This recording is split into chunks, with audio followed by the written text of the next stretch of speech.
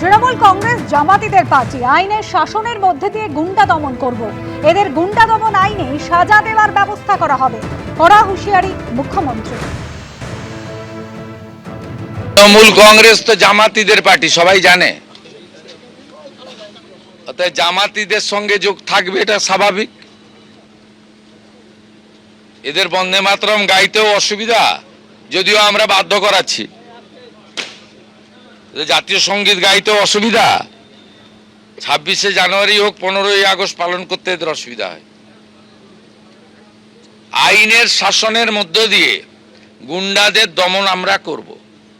আর বাক স্বাধীনতা, গণতান্ত্রিক স্বাধীনতা প্রত্যেকের থাকবে। যে কেউ তার স্বাধীন মত প্রকাশ করতে পারে। সরকারি সব স্তরে কথাবার্তা বলা, আলোচনা করার সুযোগ আছে। কিন্তু এই যে শক্তি যারা সাংবাদিকদের বেছে বেছে পিটিয়েছে, নির্দয়ভাবে পিটিয়েছে, খুন করার জন্য পিটিয়েছে, এদেরকে গুন্ডা দমন আইনেই সাজা দেওয়ার ব্যবস্থা হবে। কলকাতায় শুক্রবারে মিছিলের সঙ্গে তৃণমূলের কোনো সম্পর্ক ছিল না। যাদের দেখা গিয়েছে ওরা ভালো তৃণমূলের ভালো ছেলেরা। এটা আমাদের ঘাড়ে চাপাচ্ছেন কেন? কটাক্ষ শানিয়েছেন কুণাল ঘোষ।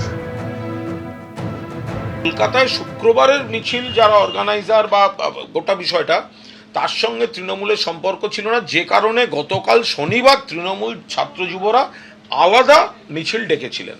এখন যদি শুক্রবারের ঘটনা থেকে আপনারা যেটা বলছেন বা যেটা চলছে যে অমুকের সঙ্গে দেখা গেছে, অমুক ব্যক্তিকে দেখা গেছে, তো ওটা তো ভালো তৃণমূলের ভালো ছেলেরা, ওর সঙ্গে আমাদের মতো খারাপ তৃণমূলের তো সম্পর্ক নেই। আগে একটা স্লোগান উঠতো রাজনীতিতে, সোনার বাংলা সোনার ছেলে অমুক অমুক জিন্দাবাদ। তো সেই এখন ভালো তৃণমূলের ভালো ছেলে, ভালো নেতার সঙ্গে দেখা যাচ্ছে, আমাদের ঘাড়ে চাপাচ্ছেন কেন? তারা তো বালিশপন্থী, ওটা তো বালিশদের লোকজন।